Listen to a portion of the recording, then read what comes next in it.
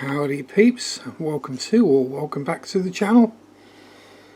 And before I go any further, don't forget like, comment, subscribe, all that good stuff. Been brought to my attention, I keep saying at the end of videos and not everyone watches to the end, so we'll get it out of the way at the start. Hopefully I'll remember and not do it again at the end. So today, as you may have seen by the title, we're talking about a fishy, a species profiling on something that likes to hide up around the corner. The Pelvicachromis Subocellatus, a relative of the common kribensis, which we all know, the rainbow crib, whatever it gets called wherever you are. As we're trying to get a shot without all the glare, there we go. So there we have the female with a batch of criblets. So I thought it was high time I actually spoke about these lovely little fishies. So, as you're probably aware, most people have kept cribs at some point. Excuse jerky camera motions, but I'm on my knees on the floor. I'm old and my knees are broken, and that was them cracking. So, the Pelvicachromis Subocellatus, otherwise known as, in English, the ocellated crib, it's a cichlid from West Africa, generally found in Nigeria, Gabon and the Democratic Republic of Congo, or DRC. Usually found in pools, slow moving streams and brackish water. Yes, that's right, this humble little cribby is actually a brackish fish, and for some reason the camera just wants to focus on the algae on the tank. Yay! Let's get back around the side, shall we? Might even see a bit better if I stand up. Ooh, let's try this. Perhaps if I use my girth to try and block out some of the glare, and if they don't try hiding completely. Where are you? There we go. So yes, a fresh and brackish water fish, although obviously I've not kept them in brackish conditions, so it remains to be seen. There we go. Let me get my copious butt ox in the way. I'm hoping you can see this better in the video than I can see it on the screen, to be honest. Now, maximum size is a little over 3 inches or 8 centimeters, and a suitable tank size for a single pair is 70 litres, or around about 18, maybe 19 gallon. So a 20 gallon tank would be perfect. Now they do like, what do they like? How do they like their tanks? So lots of hidey holes. Plants, yes or no, but they do appreciate the extra hiding spaces behind plants. And plus plants are always good for a tank. There's no tank that is not improved by the addition of planties. We're still just going to focus on the algae spots on the glass, aren't we? But never mind, you can see the fishies. Yeah, things like clay pots, coconut huts, they love.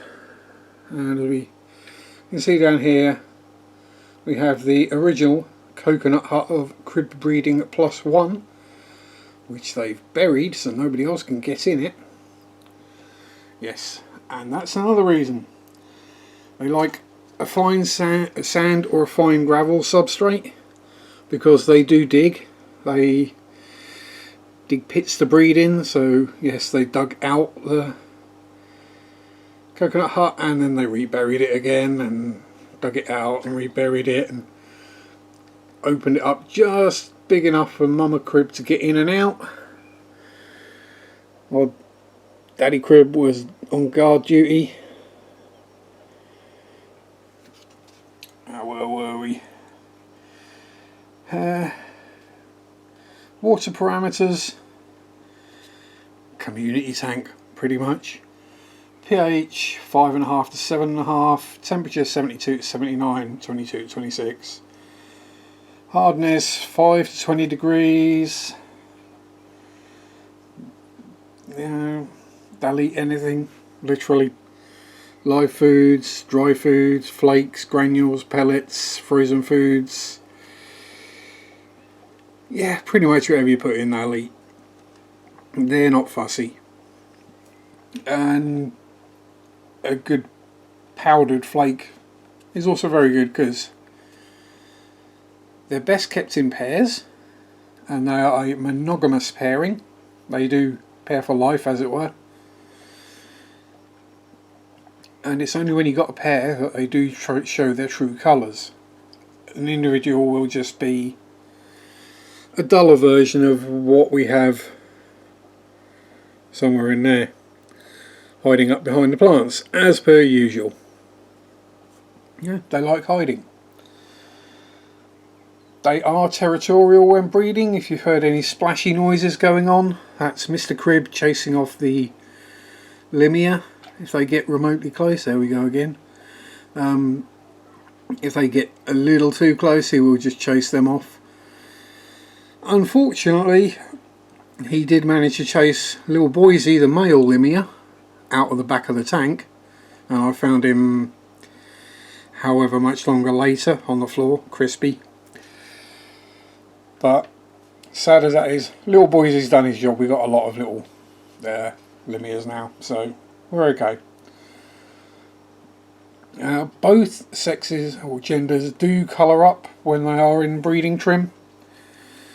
The male gets a bit brighter, but the female is absolutely stunning. She develops the usual kribensis pink belly, although in her case hot pink, with black bars either side of it, so she's literally black, pink, black stripe down her body. And her dorsal fin gets extremely reflective as well. And the other colours just stand out a bit more too.